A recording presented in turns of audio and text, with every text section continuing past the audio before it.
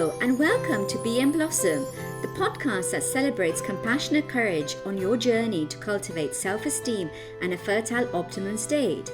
It is when we get out of the unworthiness trance and surrender to being we can truly flourish and bloom. I am your host, mindset educator and fertility coach Auntie Amarissa. I will be sharing with you interviews with experts, professionals and insightful beings, tips and techniques to inspire and motivate us to become the best version of ourselves. Wishing you bliss, bounty and joy.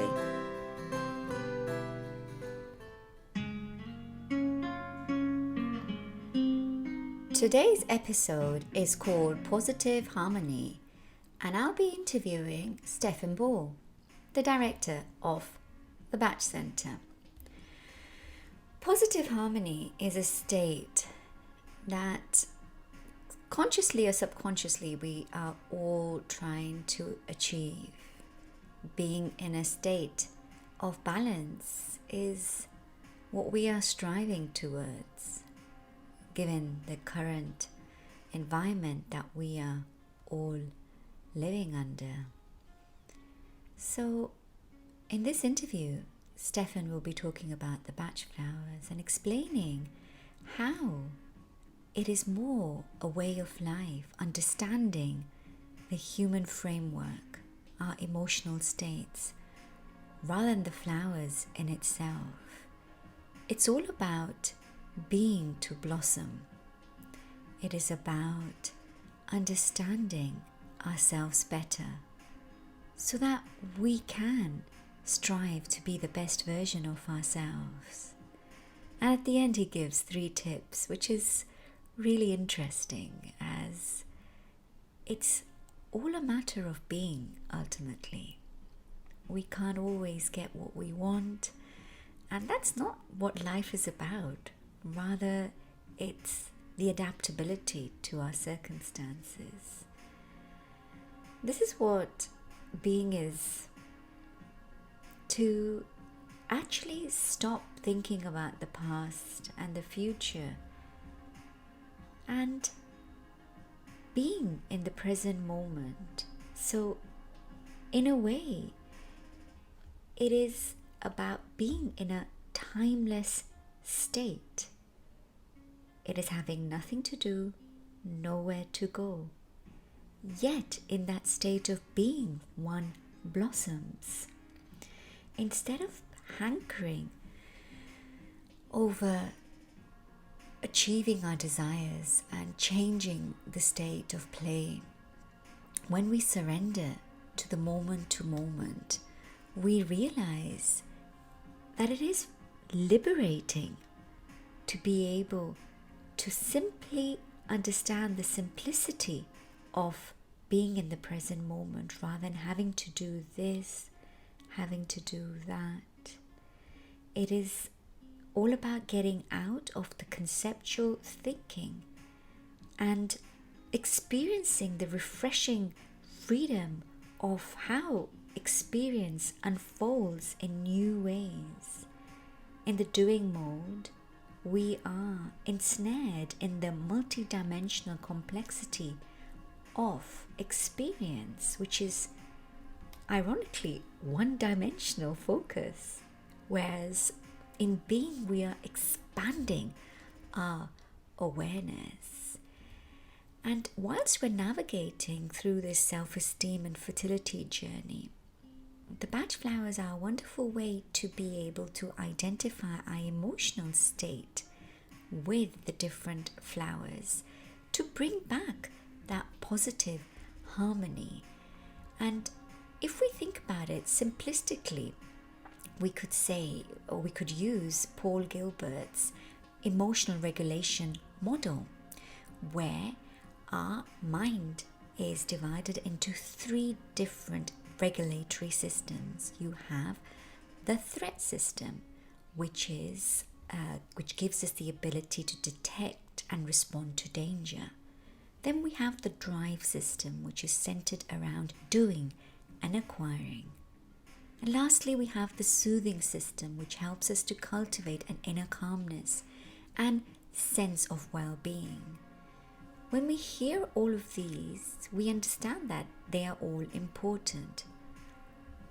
However, we tend to be in the first two for longer periods of time, which is why we're unable to be and respond to that inner calmness, which is our natural state of being.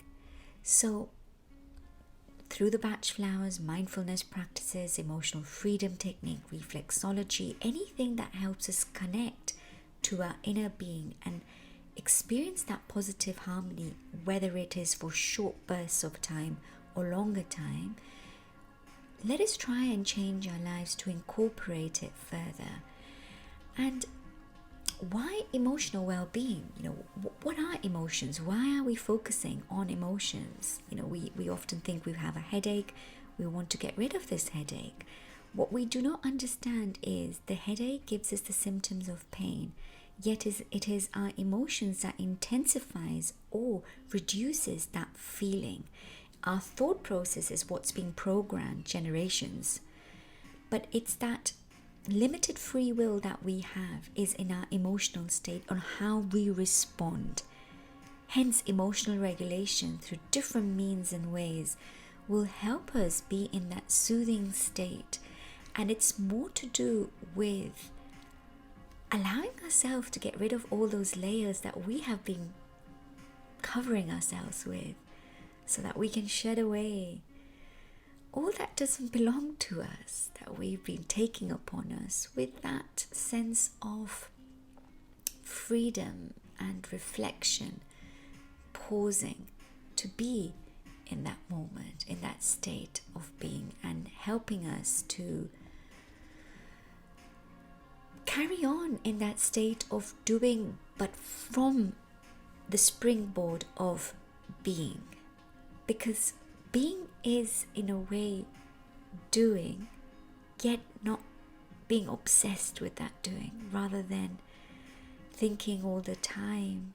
Being helps us to be in that state of bliss. So enjoy this interview and have a lovely day as well. Hi, Stefan. Lovely to see you here.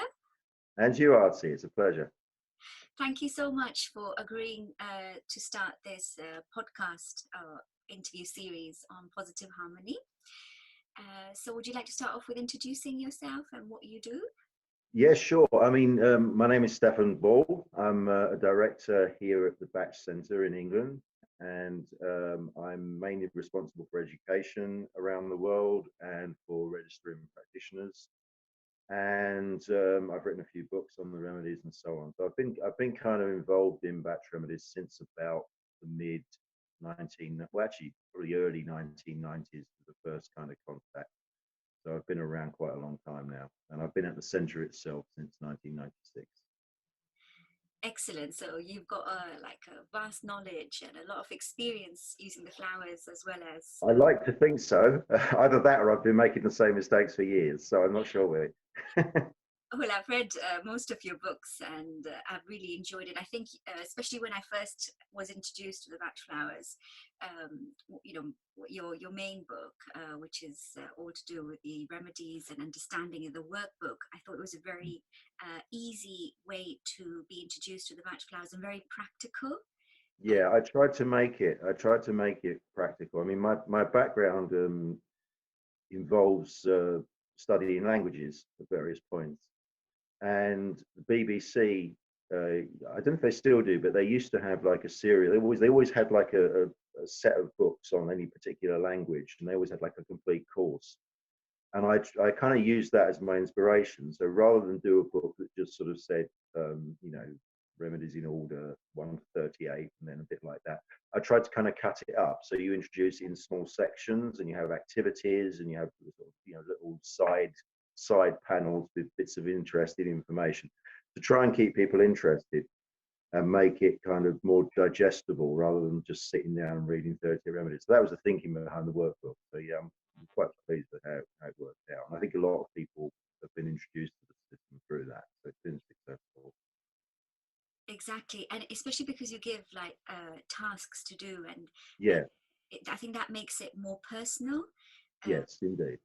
Yeah, and I think that's important because otherwise it becomes a little bit dry, Yeah. and it's you're kind of reading about plants all the time, and you maybe don't feel that connection to yourself. Whereas if you kind of get people encourage people to think about their own lives in relation to the particular remedy, and maybe use that remedy if they need to, then it becomes more internalized, the kind of understanding of the system, which is, in the end, what it's all about. I mean, it's not the system isn't really about flower remedies; it's about people.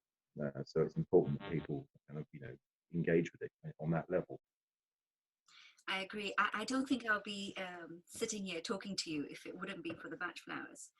I literally think the rescue remedy saved my life and saved my marriage as well.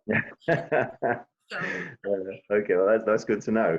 a big impact in my life, and one day doesn't go by when I don't think which remedy I should take. Yeah. I was going to ask you a question, but I just wanted to say one of the most interesting concepts I read in your book, it was in your Teach Yourself the Bach Flowers, Mhm. was, correct me if I'm wrong, but metaforms, I think you termed that. What? Metaforms, I think you wrote about that. Okay. You Oh, don't, metaphors. Yes, yes. yeah, so you don't actually have to take the remedies sometimes if you don't have access to them, but just thinking about them and the benefits, that in itself helps to create that harmony and balance, which I think is Yeah, fascinating. I think. Yeah, and it's actually kind of obvious in a way, because okay, when you take a remedy, the reason you take a remedy is because you're in a negative emotional state, which is stopping you from kind of moving forward and learning. Um, so you take the remedy to help you over that. Now, if you know you're in that negative state and you already know what it feels like to move past it. So, I mean, take a concrete example. If you're in a hornbeam state, say you're in a hornbeam state every Monday morning when you get to work, you always feel like that. So, okay, you have difficulty getting over that. So you can take hornbeam, which will help you get started. Now, after a few weeks of doing that, you'll get to work on a Monday and you'll be reaching for your hornbeam. You'll say, well, actually, I already know the state of mind I need to be in to get past this. So I won't take the remedy, I'll just do it. Yeah. You've learned from taking the remedy and thinking about your situation, how to manage it for yourself. So in the end, you probably don't need to take the remedy. Maybe that in 6 months' time there'll be a particular job which you really don't want to do, and you'll get into work, and then I just can't, and then you can take the remedy again. But you use it as and when you need to, rather than becoming like a kind of a crutch. So yeah, I think that applies to all the remedies. Yes. Once you know what the positive feeling feels like, you can choose to kind of switch that on, rather than stay on the negative, and that way you become better balanced overall. Yeah. I feel that a lot with beach when I'm entering a situation where I feel no one is going to understand me and I have to be tolerant, and I just Yeah, have it with me, and because usually I'm quite a tolerant person, but sometimes you're just put in that situation where you just say, why can't you just be logical and just yeah. think how it gives you that tolerance. So No, and I have exactly the same thing, with impatience for me, because I am naturally quite an impatient person. And I still get impatient sometimes, but then when I do, I kind of see the funny side of it. And rather than sticking in that, I say, well, actually, no, I know what I need to be doing now, and I know not to get upset about this and just relax. And so you kind of, yeah, well, that's part of learning, though, isn't it? It's part of learning about who you are and learning about your life and your feelings. Yeah. yeah, that was my next question about you said the remedies are for people rather than the Mm. flowers in itself, and then you spoke about the funny aspect of it, which I think is extremely important, because when somebody talks about their emotional upheaval and the stress that they're going through, it's all very negative. Yeah. uh, Yet the flowers are all about the positive aspect. So Yeah. do you want to just quickly mention about how it, I've spoken about how it's helped me. You've been doing this much longer, and also you kind of eat, breathe, sleep the remedies with your work and everything. So how has it, if it's okay with you, how has it changed your life as a person? And Um, I think it just moved me on. I mean, if I go back to when I first got involved, the reason I got involved was my wife actually knew, or knows Judy Howard, who's the director of the centre, and they were looking for someone to write to help record what's the word, a cassette on the remedies, and they wanted a male voice. And so Chris had already got me involved in doing a little advert thing, so she suggested me, so I did that, and that's kind of the first contact I had with them. Now at that time I was a mature student. I'd gone back to university and was doing a degree in French and Spanish, and I was very shy, painfully shy, to the extent where if we every so often we had to do a seminar, so I had to lead a seminar, and I'm only talking about a room with maybe 6 or 7 other students and a lecturer, and I would have to present something for half an hour or whatever, and then everyone would discuss it. And I was mortified. But if I had one of my needs to do, it was literally in my mind for 3 or 4 months. So this was coming up, and really never enjoyed it, and was always kind of gripped by kind of nervousness and fear about the whole thing. And one of the first things I did when I got to know about the system through doing that cassette was to take Mimulus, and it was amazing how it kind of moved me on. And I think since then I've actually only very occasionally made up whole treatment bottles. I have done that from time to time. Most of my use of the remedies, and this possibly is because I'm in a fortunate position where the remedies are always available here, so it's very easy. But the way I've always used them, or mostly used them, has been literally kind of 1 or 2 remedies at a time for particular issues. So I've almost from the beginning seen it not as a way of addressing lots of negatives, but as a way of finding a positive. So rather than saying how do I approach a seminar where I don't feel fear, I was thinking more about, well, how do I feel confident about this seminar? How do I go into this feeling that I can do this and not being kind of overly shy or nervous and all the rest of it. So I've always seen it almost as a kind of finding a solution rather than focusing on a problem. And I think if you go into that with that mindset, you do kind of look at the positive. Now, the negative side is still necessary, and obviously, in the courses that are taught around the world, the teachers will always talk about the negative indications for remedies, but then you need to know those because you need to know when to take a remedy. But when you're taking the remedy, ideally you're thinking about the positive that you want to come from it, because that's really where you're steering. It's a bit like if you're riding a bicycle, and you're riding a bicycle along a road next to a ditch, don't look at the ditch all the time, because if you constantly look at the ditch, you're more likely to go into it. If you look at the road ahead, it's very easy just to keep going without crashing. And it's very similar with using the remedies, I think. Yeah, it's really interesting what you say, because it's all about the language that we use to address ourselves and what we're feeling. If we're always focusing on the negative, how do you expect to get better anyway? Well, yes, and we do see sometimes people who've literally been taking the same mix of remedies for 20 years. Yeah. And I think that's what's happening there, because they've got themselves into a state of mind when they think, well, this is who I am. All these negative feelings is who I am. So therefore, I'll take my remedy every day. But every morning, they're still thinking, oh, that's where I am. And the key, I think, is to move beyond that and just say, who am I in my positive state, and focus on that, and then you can actually make progress, I think. Exactly. And I find very interesting when I was studying, and even when I'm reading now, it's looking at, sometimes when I talk to people as well, it's not always about what's happening in your life as well. It's what you would like to strive to become, and positive qualities you admire in somebody else that you are striving to kind of cultivate. So it's all about self-development, but also it helps you to accomplish what you would like to be. Sometimes that's where the magic is, I guess, isn't it? It can be, yeah. I mean, it's as with everything, it's a balance, I think. I think you're right. There's that if you want to be a particular way, the best way to begin that process is to start to behave like that. Yeah. And the remedies can help you do that. At the same time, I think there has to be a measure of, what's the word, humility about it. I mean, if I'd in my situation where I was kind of very nervous about giving talks and presenting in front of people, if I had set out my goal as being, within a year's time, I want to be addressing 20,000 people at a conference somewhere, and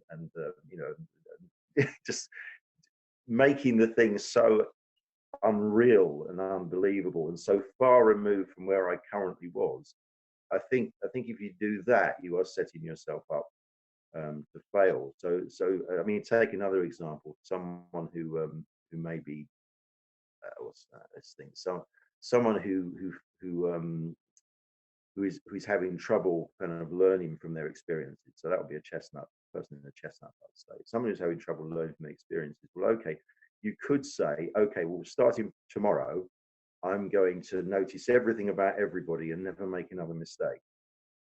But that's completely unrealistic.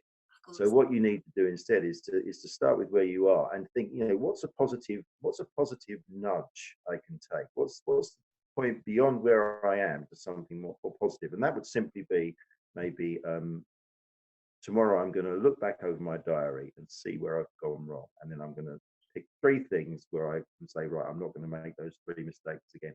And that now is measured and it's kind of within reach. So rather than striving for the stars, you're striving for something that's maybe just next door to where you are. And that starts you off on that path. And I think the thing with the remedies is it is a path, and I don't think it ever really ends. Nobody actually reaches the end of their path where they say, right, now everything's sorted and nothing can ever happen to me again, because life always happens.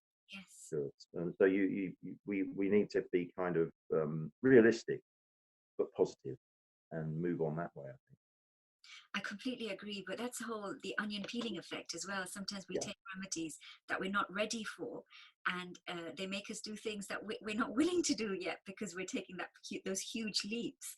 But that in itself gives you the ability to say, look, just wait, and then just hold on to what you have at the moment, and then, as you said, baby steps. I think that's. I think a step at a time, and the onion peeling idea is a good one, because you're never trying to sort out your whole life and existence now. You're always looking at what's there today and how do I move it forward a little bit. So it's always a gradual process. And of course, the thing about the onion peeling metaphor is when you look at the outside of something, you don't really know what's inside. You can take a wild guess, but the chances are you'll be wrong. If you take what you see and work with that, then over time, if there are more things underneath, that becomes revealed. So I mean, the whole message, I mean, in a way, everything I've written about them has been about taking time, which is kind of ironic given that I often need impatience myself, but maybe that's maybe that's relevant. That the main lesson I've taken from it is that you need to take time and not try to kind of rush forward. So it applies when you're a student, for example. I mean, we get a lot of students who sign up for a level 1 course, and immediately they're saying, what I really want to do is be a teacher. And often the most important thing you can say to someone at that point is actually, don't think about that. Think about your level 1 course. Think about how you're going to learn the 38 remedies, what you're going to do to bring them into your life, all that kind of thing, and then move forward stage by stage, because you might reach a stage where actually I'm happy there, and I don't really want to teach this. I want to do something else with what I've gained. So rather than set yourself this kind of long-term process, set yourself a shorter term goal, but which is in a positive direction, because it may, like a plant growing, you can't plant a seed and say in 10 years time this is going to be up there. What you do is you plant the seed and you water it and you take care of it now. You get the process right, and then you see how it grows, and it might surprise you. And it's quite nice when life surprises us and we end up doing something we weren't particularly expecting to do. No, definitely. I completely agree. And I think when I initially came across the batch prize as well, I thought it takes so many years to qualify. Why? When it's so Yeah, simple. But I completely understand. And I think the metaphor you used about the flowers, it's very appropriate. I always think like it's really important to create a good foundation of the remedies. yeah, And every remedy is so different, mm, even though it's simple. It just depends where you are at your life and what you're striving to achieve and yeah, all the external forces. So it's fascinating. I love the thing about time because you need to take it and sit with it rather than jump and then regret it and then come back yeah. to where I was. And that's the thing, and you know, it comes back to what I said initially, really about the system. In the end, isn't about flower remedies; it's about people. And the Yes. system itself is simple, but it's working all the time with people, and people are really complicated, and really, you know, everyone is moving in different directions at the same time, and there's all kinds of little conflicts and kind of little bits where you have to kind of steer a course. So the remedies can help you through that. But really what you're doing, I mean, if you think about, you know, the courses, I mean, like level one is a presentation of the 38 remedies. Well, then you need to learn them. Yeah. And then level two is where you can fine tune your knowledge. But once you've fine tuned it, you need to actually apply it in the real world. And then when you get to a point where you're thinking maybe about being a practitioner, if that's what you want to do, um, by that point, you're not really thinking about remedies anymore. You're thinking about people, which is like a huge complex thing. And then you become a teacher, it's even more complex. So it's you don't know when you're starting out with like your little list of 38 remedies if that's where you're going to be led. So yeah, take time. Same message really. Yeah, and I think it's fascinating what you said about how it's a journey. Because I strongly believe that even towards the end of your life, and I do this with friends, like I just, if somebody's dying, I give them a rescue remedy. Because even when you're going through the end stages, the remedies can still help to allow that passage to go through more smoothly, which I think Yeah. it's not many things you actually can offer. No, I think that's absolutely true. I mean, it goes back. I mentioned I've been at the centre since 1996. One of the first things I got involved with actually was, I can't remember the guy's name, but there was someone who wrote a book called Dying Well, Yeah. um, which was quite. I think there's been a few others since then, but in that time, that was quite a new concept. And he came along. I was so impressed by him because he wasn't a batch practitioner, but he would obviously include batch among the things he was writing about, and we had a chat about it. But the whole thing then was fitting very very much with the kind of the approach that Dr. Batch had and we have. It's all about the system. It's all about getting the encouraging people to live to their fullest at every moment, and that includes when you're passing on, because that's although that's an end for one person, it's actually part of lots of other stories. All the people who are related or friends of the person who's passing on, they're all involved in that story too. So everyone can actually see that as a natural life stage, which of course it is. And although, you know, I'm not, hopefully not facing that for a few years, I'd like to think that when I do, I'll be able to see it in a positive way, rather, you know, because it is natural that, you know, we all get to that point in life. Of So course. it's not something, I think, I don't agree with the poet. There's the famous poem "Rage, Rage Against the Dying of the Light." I'm not sure I agree with that. I think there's a point where you don't rage anymore. There's a point where you need to kind of accept, because the light's dying anyway. So the best thing to do is to kind of find a positive in that rather than just get angry about it. Yeah, and surrendering, isn't it? It's all about kind of accepting and Well, surrendering. yes, and I think it's actually important that we all pass on after a time, because if we didn't, then our children and their children wouldn't have room to live their lives. I think, you know, if you love your children, I'm sure we all do, then we need to learn to let go a little bit at particular points in our life. Definitely. Yeah.